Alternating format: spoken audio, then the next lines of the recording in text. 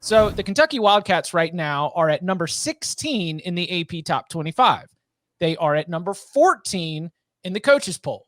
I'm going to add a door number 3 that's not usually part of this game because it blew my mind. In the CBS Sports 130, Kentucky is number 10. So as we're looking at 16, 14, and 10, we've got a wide range in terms of where Kentucky stacks up against the best 15 or so teams in the entire country. But again, we'll keep the game together. Are you more AP or coaches poll? Are you lower AP or higher coaches poll on Kentucky compared to where the general consensus is on the Wildcats following a massive win? I am more AP because I tend to be more power rating based. I will acknowledge, though, if you look at just the wins, right? Kentucky has 3 Power 5 wins. They went on the road and beat the South Carolina team, which I don't think is going to make a bowl, but is probably not the worst team in the SEC because Vanderbilt exists, obviously. They beat Missouri when I think Missouri was a little bit healthier than they are now. And then they obviously beat Florida. Now, did they deserve to beat Florida? I don't know. Florida kind of committed 15 penalties and had a blocked field goal for a touchdown. Florida kind of outplayed them in that game on a down-to-down basis, but they were sloppy. However, if you look at like in power ratings, I don't even have Kentucky as a top 20 team. So, that to me makes me lean a little more AP, but I can't deny what they've done so far as getting the wins, and I understand where the coaches are putting them. Yeah, I'm higher than both the actual polls, but it's not based on where I think Kentucky's going to stay all season. It was one of those things. It's like I was filling out my ballot the other night, and I had Georgia 1, Alabama 2, then I got Penn State, Oklahoma, Cincinnati rounding out the top 5, and then I got to that Ohio State area where I have them 6, and then pretty much 7 through like 14.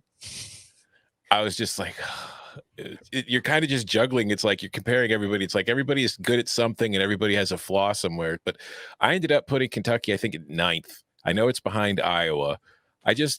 It's more resume, kind of like what you're saying. It's like, I don't think Kentucky's a top 10 team in the country. I don't think it'll be a top 10 team as the season goes on, but just it's undefeated.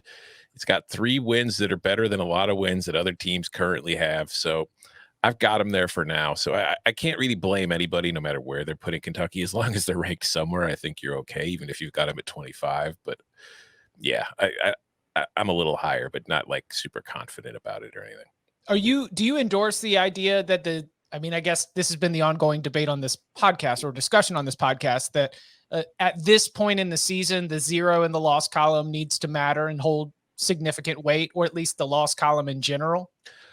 Yeah, but I don't mind ranking a 1-loss team ahead of an undefeated team right now, especially depending on who that loss is to or what that loss was like. So I feel like right now, a 2-loss team, when we've only played 5 games at most, as far as most teams are concerned, that's a tough stretch for me to put you in the top 25 when there's still so many undefeated and 1-loss teams left. But it's like I've got Wake Forest. I think, hold on, let me see. Wake Forest is undefeated. I had them at 14th.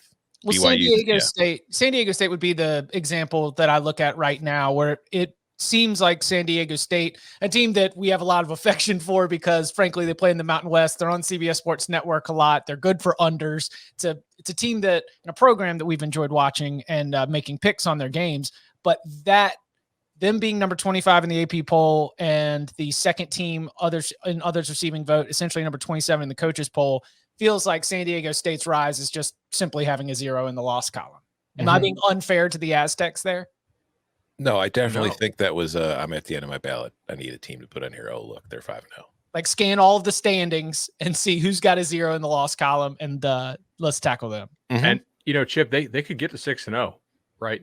So they're going to keep going up. They get New Mexico this weekend, big time favorite there. San Jose State, they are on the road, but who knows with the San Jose State quarterback situation. After that, at Air Force, I think San Diego State's a good team. I don't know that they're like an amazing team. I think they're top 45, top 50. Yeah. Well, power ratings wise, within its own league, you would give it a shot to win. Yeah. Individually, each of the games against the best teams in the Mountain West, in no order: Fresno State, Boise State, Nevada. I don't know. Let me know if I'm missing one, but I could see San Diego State individually winning either one of those games. It's winning all 3 and defeating everybody else in the league, where I've probably stopped short of feeling like San Diego State's the top dog in the Mountain West. Yeah, I feel like, I mean, the Mountain West is kind of, there's not a great team in the conference, but looks like it's going to be kind of fun just to follow the race in that conference for the rest of the season. Because if you look at the Mountain Division, there's no, Wyoming and Colorado State haven't played a conference game, but everybody who has already has a loss. If you look in the West Division, Nevada's 1-0 and San Jose State's 1-0, but San Diego State has played. I just feel like it's going to be some fun races where on every single week, everybody in that conference is capable of beating somebody else.